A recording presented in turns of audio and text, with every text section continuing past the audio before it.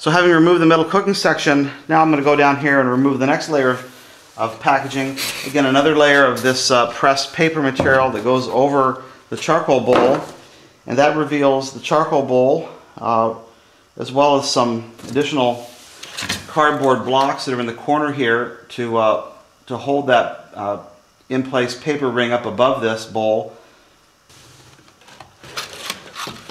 And this is one big Smoky Mountain Cooker bowl. There you can see the detail of the vent. There are 4 holes in this vent instead of the current 3 that you have in the existing Smoky Mountain Cooker. And there's also sort of a plus detail here stamped into this with the date code as usual. Now again, I'm going to go off tripod here to show you the detail. Here's the lid in the very bottom of the box, and you can see the most obvious thing that stands out is we do have a thermometer mounted in the lid of this cooker.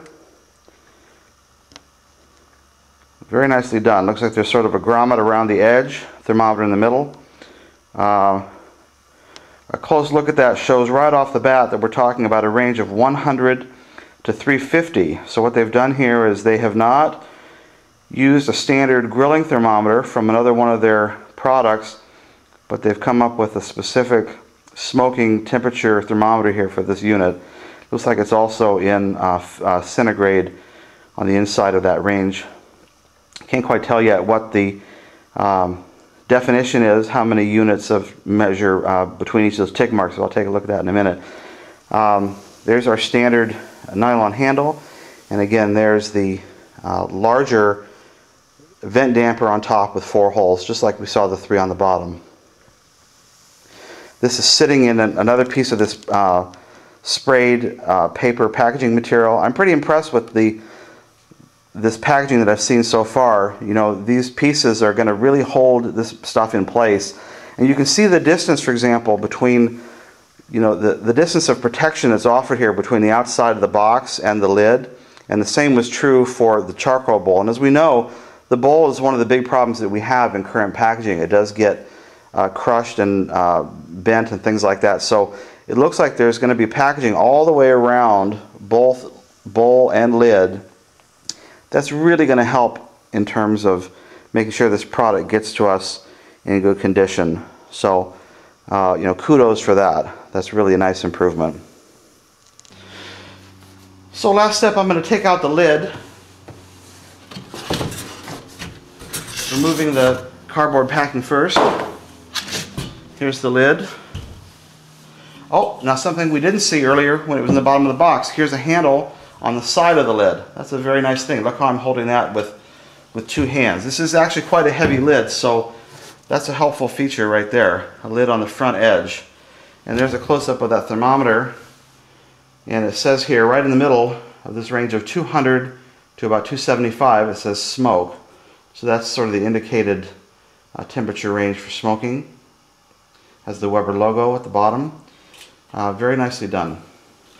On the inside of the lid, here's the detail of the thermometer mounting. You can see it has a short stem. It looks like it's about maybe 1.5 inches long, and it's mounted with a wing nut that could be easily removed. I know some people, you know, have said to me in the past, Chris, you know, if Weber ever added a thermometer to this cooker, they might add a cheap one that I wouldn't want anyway. Well, I don't think this looks very cheap. It looks like it's pretty high quality and is nicely integrated into the product.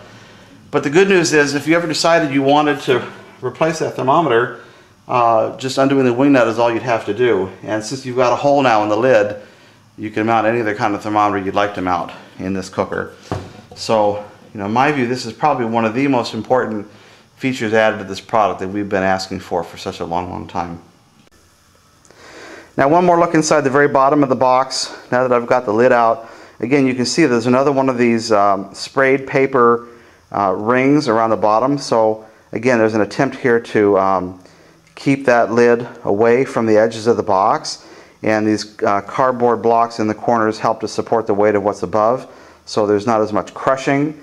As you know, in the current packaging, lid and bowl are sort of packed almost one inside the other with a thin layer of cardboard in between, and you do get compression between those parts. So, you know, they've really made an attempt here to try to prevent compression of the parts, as well as you know, crushing of the box inward toward these parts. I think this is really going to help get the product to people in much better shape. Let's take a look at what's inside the accessories box.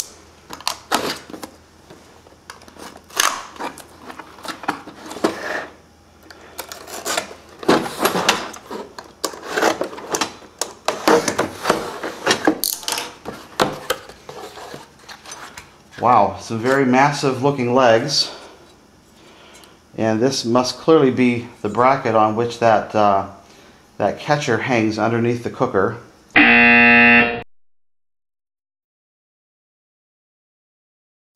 Large, wide aluminum legs, very similar in design to the current legs, but boy are they hefty.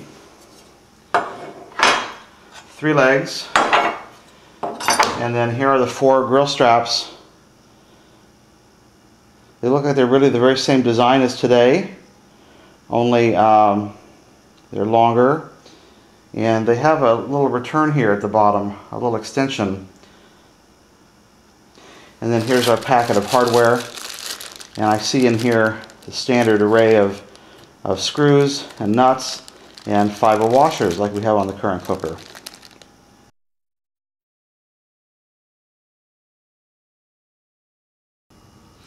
One more thing, I looked through all the product packaging. I can't find an owner's manual anywhere. I assume they're going to ship one with this product, but I wonder if they read on their website where I said that you don't really need the owner's manual anyway.